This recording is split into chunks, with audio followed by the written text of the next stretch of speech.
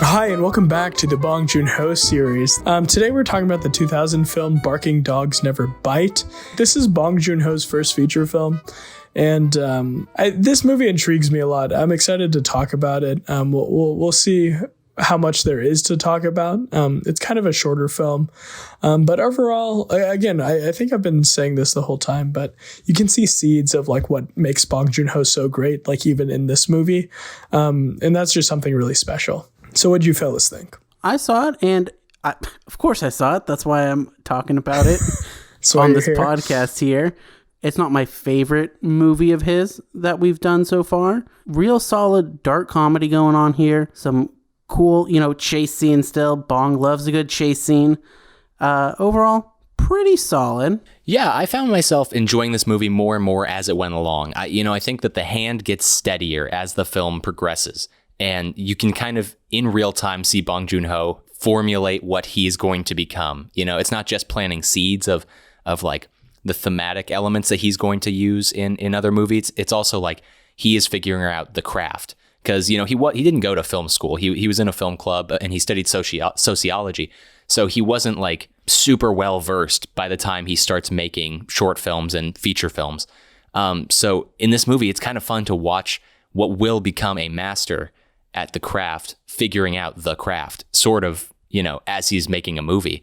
The thing I love so much about Bong's movies is the characters have such simple goals. Not just like accomplish this, accomplish that kind of simple, but I mean, in terms of like what their idea of success in life is, or what their idea of like making it is. I love the fact that like one of the characters in this just wants to get on the local TV, wants to get on the local news, like, and be a hero of a small time little petty theft. Like, that's the aspiration. And I find that so admirable. And that's why Bong Joon-Ho just wants to eat dogs too. Yeah. You want to go kill your neighbor's dog. Yeah. There's relatable things. And one person just wants to eat the dog stew that other guy's been cooking. Yeah. So there's that guy too. Yeah. And I think this is like a very dark movie. I mean, it starts off by saying like no animals were harmed in the making of this film. And I mean, when you're taught about like your first film, it's always like make it bold, make it different. And this is very bold. But as you were saying, Daniel, as it goes along, it's not so much about the dogs and like the cruelty there. It's more about like basically this man realizing that he's been a big asshole his whole life. Yeah. And he needs to chill out. And I actually like that, like somewhat of a twist in it. It made me appreciate the film more, and it made me appreciate like what Bong Joon-Ho was saying with it a lot more, because at first I was like, what? Like, I think the first 5 minutes, like he's about to throw a dog off of a roof. He's trying to figure out how he can kill this little pooch here. Mm-hmm. Yeah. And then he like literally like hangs this dog. Like, it's crazy. It's insane. Yeah. I really admire the fact that Bong is willing to make his main characters in some ways unlikable or like morally deplorable. And in this movie, like, it is really bold and could not have been made in America. I don't think it could even be made like today, pretty much anywhere. PETA would be on your ass. For sure. To choose to do something that's like so dark is admirable and uncommon. I think, especially for a first film, he plays nothing safe. He really goes for it. Yeah, and I think here in America, like, audiences would not go for that shit. Like, because here in America, we love dogs more than we love other people. Yeah. I think what's interesting is, the fact that like American audience wouldn't go with this is, it's not just because like you're hurting a dog on screen, but it's because, most American audience goers would just say like, oh no, he's irredeemable now. Like, we can't come back from this. And if I met a person that I knew harmed dogs, like, yeah, I wouldn't want to be friends with him. But since we're just talking about a movie and a story, like, the movie does grow and allow him to grow as the movie goes along. And like, you start to pull back the layers. And I think one of the interesting things about the structuring of this movie is you don't get a ton of time with him before he makes the choice to go take care of that dog. You don't hear, it's not like a 20-minute buildup to killing the dog. It just sort of happens, and you don't have that much context for his character. So when it happens, you're like, oh, this guy just sucks. Like, I'm not gonna get behind him at all. But then again, as the movie goes along, he becomes like this weirdly sympathetic character where like his wife hates him, his life sucks. He wants to be a professor, but he has to like bribe his way in, and he hates that. He hates the institution that he's trying so hard to break into. Like, everything about him is kind of pathetic and sad. And those are my favorite Bong Joon-Ho characters. Yeah. And I think Yeonju really just lacks like control of his life is That's the right. main thing. And it's interesting because like the only thing he can control is like shutting this dog up. But like, again, like 30-40 minutes into the movie, it's revealed that it was like the wrong dog. The wrong dog. Great twist. Which is like such a fun twist, and also like makes you realize like, oh, this guy's like completely incompetent because like those dogs look nothing alike. Yeah. It's like the character and the host. Both of the lead characters in these films are just incompetent people that you end up rooting for towards the end. Totally. And you know, like, I think we always say this, but imagine if Song Kang-ho was the main character in this movie. Don't tempt me. But yeah, no, like it's really interesting how, again, I don't think he's my favorite character in Bong Joon-ho's movies, and like I somewhat like him at the end. I don't love him, but it is a far cry from the first 5 minutes where you're like, this guy snapped because a dog was barking in his apartment complex, and that's it. And it's pretty incredible how Bong gets you back, like we've been saying. And that just shows, like, again, how good of a writer and filmmaker he is. And like, he knows what he's doing. And that's not a surprise. Absolutely no surprise there. Bong definitely knows what he's doing. And you know what's funny is, like, when I watch a Bong Joon-ho movie, I feel very cared for. I feel like I can just relax, and he is going to take care of everything. I don't have to second guess a single decision because I know it's going to get paid off later, or it's going to be referred to again. You know, so I'm in good hands. The craft is so strong, and the mind behind the film is so strong. With this movie, though, knowing that it was his first feature film, I was kind of like watching, like, ooh, I hope he pays this off. I hope that he goes back to this. Like, I hope that this shot when he's running and you see just from the backside and the camera is sort of tilted at an angle, I hope he returns to that later. And then they do. And so just like, he just, again, like, even in his first feature film, he is a master. He's in control, and he knows what the audience wants when they want it, and how to subvert it, and then how to give it to them again.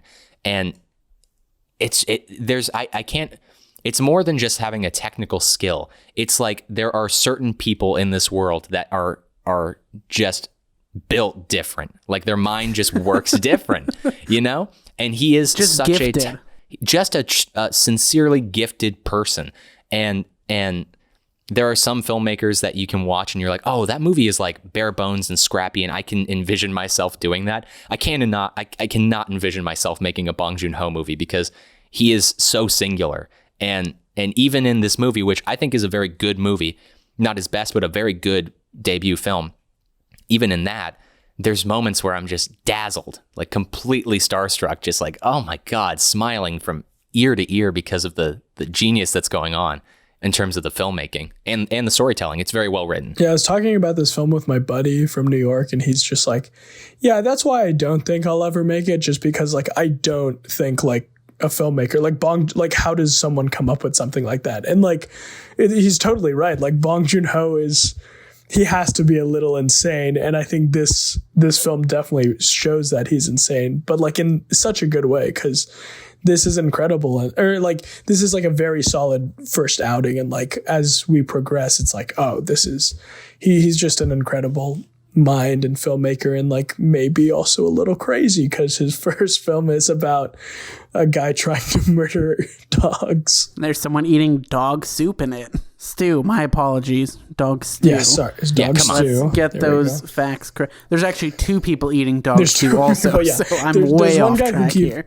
There's one guy who keeps cooking them, and one guy who sneaks in and eats them, which, again, I think sums up how darkly funny this movie is, because it's fucked up, but it's also kind of funny to like, this guy's so excited, and every time this random other guy who lives in the basement just takes it.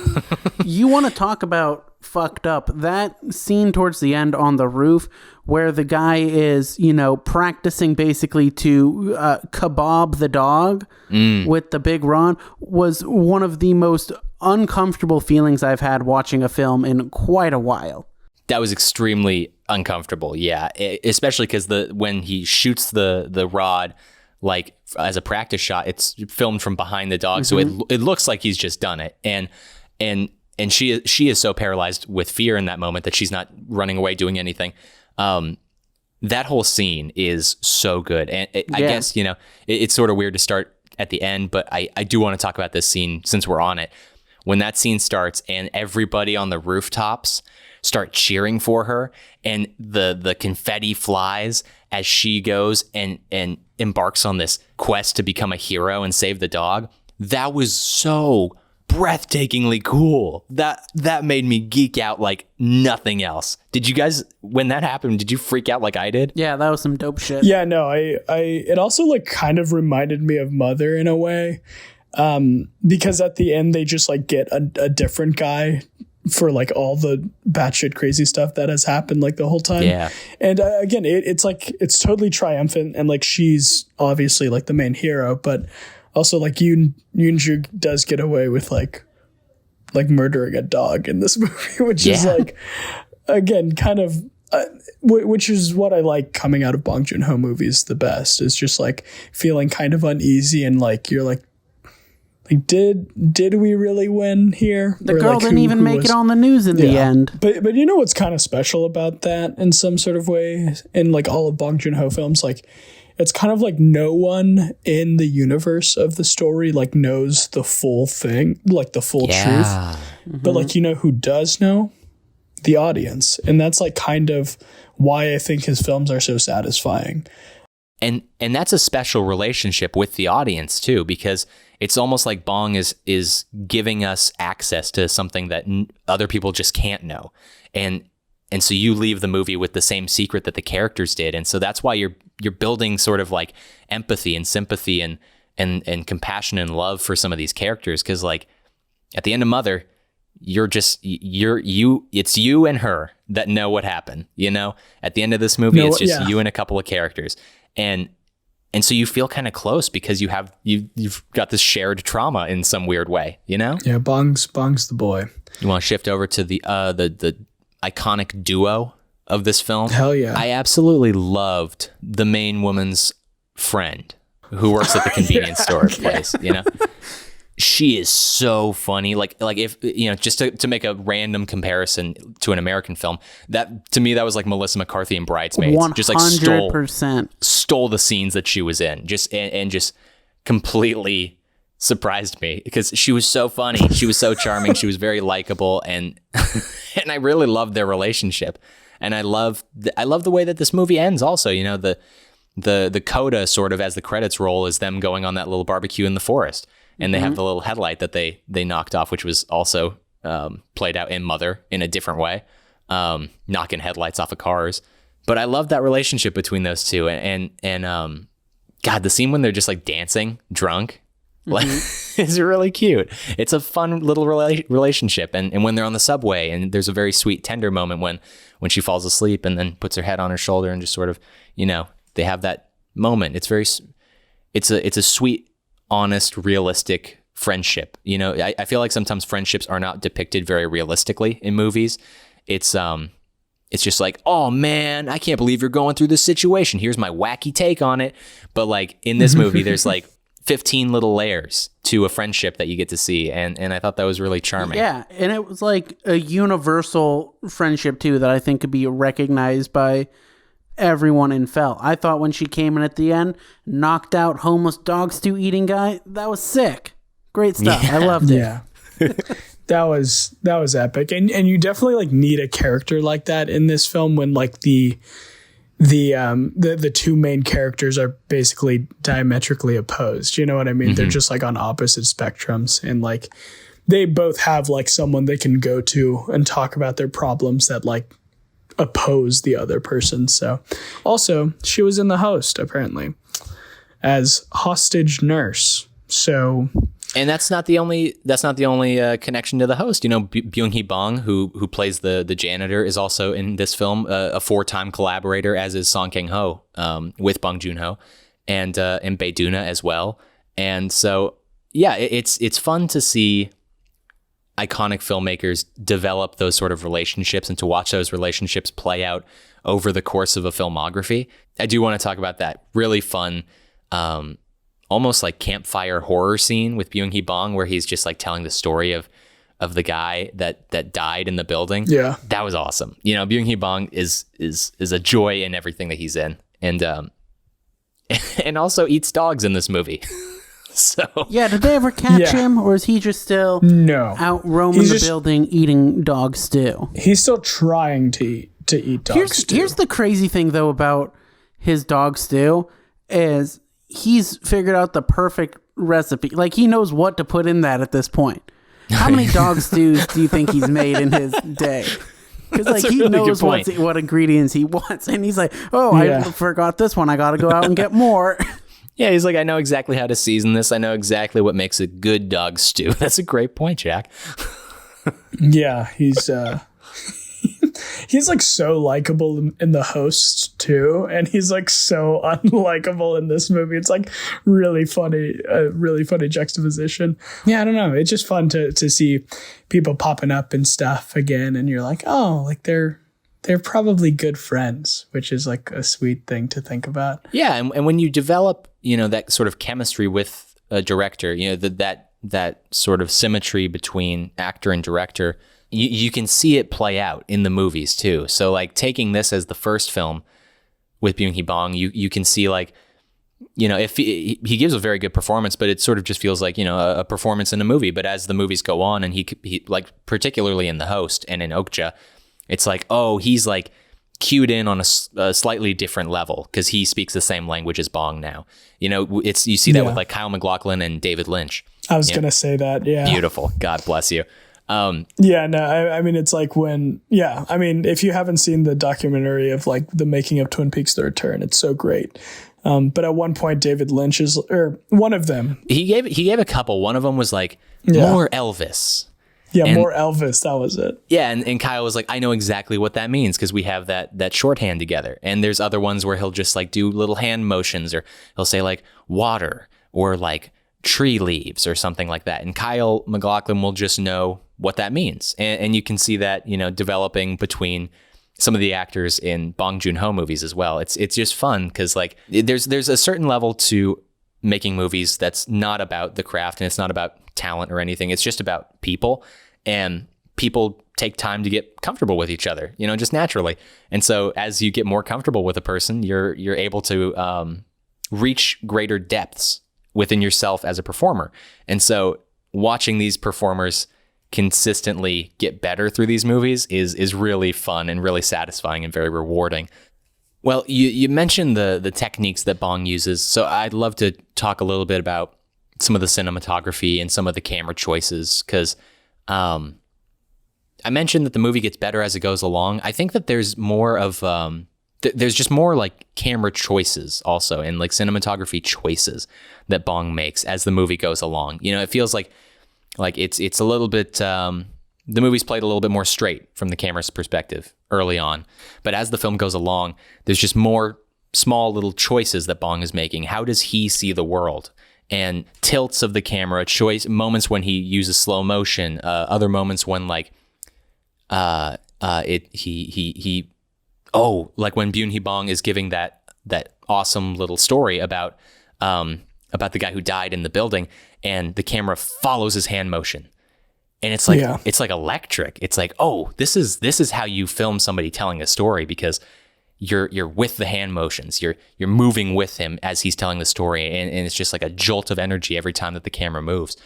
And so there's, I would say it's probably the least interesting in terms of the cinematography among his films, just because it is his earliest and he's still developing his vision.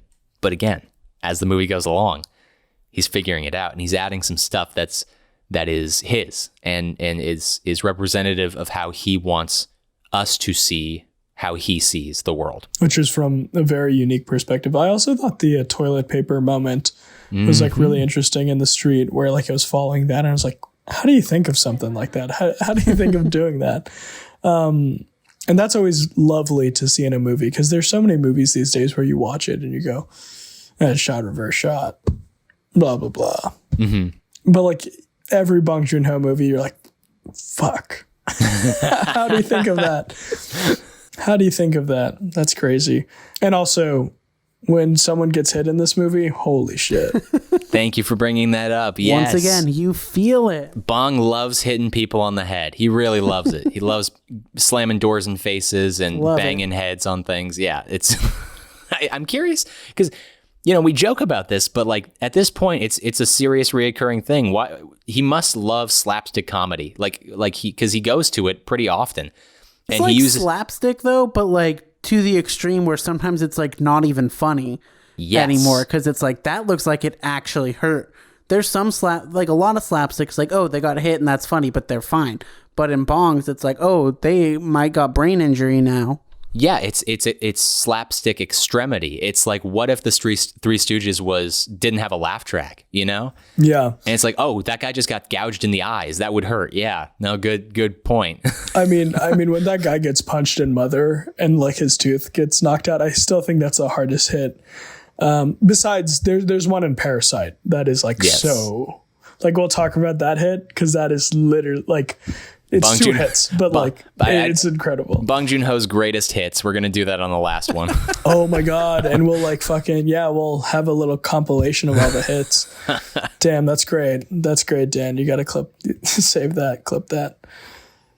Can we talk about how interesting it is that someone who hates dogs throughout the whole movie, halfway through his partner gets a dog? I think that's ironic. I think that's great. I don't have much to say about it, but when that's like another kind of twist in the movie. There's a lot of like twists that like you aren't expecting. And that's like definitely one of them. And it's just like this guy who you've seen the entire movie. Try to murder dogs. Try to murder dogs. Like now he has a dog.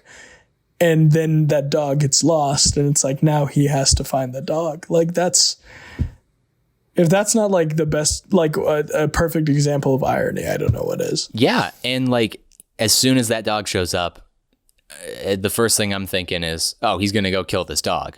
But again, Bong knows that we know that. He can sense like when we're catching up to him and then he starts sprinting again. And so, yeah, it's like, oh, he's going to kill that dog. But then the dog gets lost. He wasn't trying to hurt it. He wasn't trying to get it lost. I thought that shot was cool too, with all the smoke coming in and everything. Loved it. I think one of the things that really rounds out the movie and just like leaves me with a very positive memory of the film is the heart to heart that our two main characters sort of have before the film ends. You know, the movie it tails off in a very thoughtful way, in a very sort of emotional way. I love everything that happens at that end when they're both a little bit drunk. They happen to just run into each other and they have that exchange where he starts running. He's like, do you recognize me? It was me. He loses his shoe. She hands him the shoe. It's just like really, it's really good falling action, you know, like we've reached our climax. We're coming to the end and like, we're just going to have these characters just interact in small ways. It felt sort of Bombackian also, you know, Tyler, like at the end of Marriage Story, when, you know, spoiler alert, Scarlett Johansson ties a shoe. It's just like a super small gesture, but like, it's so meaningful, you know, it's just sweet. So when she hands him a shoe, I was like, oh, this is beautiful. And then he also returns a small gesture by giving some money to that woman on the train. And that was an interesting choice too, wasn't it? Because as soon as she walks by, it's like, oh, he's going to give her the whole cake, all the money. And he's going to realize like, I don't want to be a professor because I don't want to, but no, he just gives her like 100 or whatever that was. And then he continues down the path that he was already going to go down. So like he is, you know, he's a little bit of a shitbag, but he does make a small gesture. And I think that's who most people probably are, you know, most people think that they would give the cake, but they wouldn't. They would just give a small singular bill and then go on with the rest of their day and learn a little bit, but not as much as they should. And on that, I also came up with a funny thing about like the ending of this being like Marriage Story. Cause like besides the tying the shoe thing, you know how like spoilers for the end of Marriage Story where Adam Driver reads the letter and he goes, "I'll never stop loving you," even though it doesn't make sense right now. Yes! He like says it exactly like that. But I was thinking Yoon Ju would say like something like, "And I'll never stop killing dogs, even though it doesn't make sense right now." So that's kind of funny. Nice. Yep. So let's go to the Bong Joon-Ho power Here rankings. we go. All right, I don't remember who went first last time. I think I did. So who's going first this time? I'll go first. I'm going to start at the bottom of the list. Just as a reminder, we have the following films that we have seen. We have seen The Host. We have seen Mother. We have seen Okja. We have seen Snowpiercer, and we have seen this film, Barking Dogs Never Bite. This is a little tough because I have Okja at my bottom from last time, and I think Okja will remain there, even though I like Okja. I do really find Barking Dogs Never Bite to be a very charming film, so I'm going to place Okja at the bottom. I'm going to go Barking Dogs Never Bite after that. And then I have Snowpiercer, The Host, and Mother. So I'm going to actually put Mother last. I've changed my tune on it severely. No, I'm kidding. I still love Mother. So Okja was my bottom, and Okja is going to stay on bottom. I was surprised, too, because I heard mixed things about Barking Dogs Never Bite. And I went in with an open mind, and I came out being like, that was actually really good. I enjoyed this a lot. So Okja last, which doesn't necessarily mean it's a horrible film. I still enjoy the film. I like it a lot. Yeah. Barking Dogs Never Bite next up on the list. Yeah. And then The Host, Snowpiercer, and then finally Mother on top. That is my list. That is Tyler's list. Good job. I will give you the correct answers now. I'm the proctor of this exam. No, I at the bottom have Okja. I didn't really enjoy that one. Then I have Barking Dogs Never Bite, which I did enjoy. And then I have Mother, and then The Host, and then Snowpiercer. And that is my list this week. Might be different next week. I mean, it has to be different because we're watching another movie. Unless I leave that one off the list. Oh, wow. We have not seen that one yet. Can you leave things off the list? What if it's That's so crazy. bad it's not even on the list? You put it on a so different good. filmmaker's list. Yeah.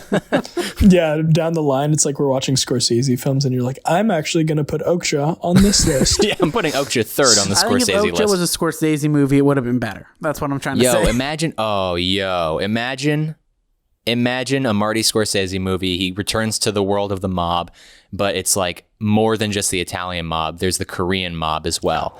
And Song Kang-ho is the leader of the Korean mob. Could you imagine De Niro and Song Kang-ho in a room together? And Leo, too. Why not? And Jesse Plemons. Memories of the Departed. Memories of the Departed. And it's 5 hours long and it costs $400 million to make. And Netflix paid for all of it. Netflix should pay for this podcast. It ends with all of them in the same nursing home. Like all of the main characters are just old men now. And they're all doing monologues. Yeah. At the same time. It's just competing monologues. The Irish Parasite. Parasite Man. That'd be pretty good. All right. So our next two films, I'll say, are arguably Bong Joon-ho's best. So from like People, I've seen one of them, but I'm really excited. According to People magazine, these are Bong Joon-ho's best films. But our next film is Memories of Murder. It's a 2003 film. And then following that is the 2019 2019 film, 2020 Best Picture winner, Parasite. But both star our boy Song Kang-ho. So should be interesting, should be exciting. And then that's going to be it for our Bong Joon-ho series. And we'll watch some more movies. Yeah, exactly, for now. He is still alive and still making movies.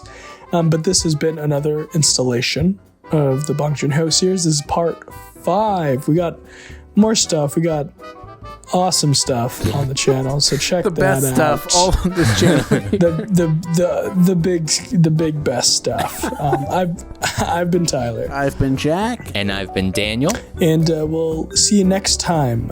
And no dogs were harmed in the making of this podcast.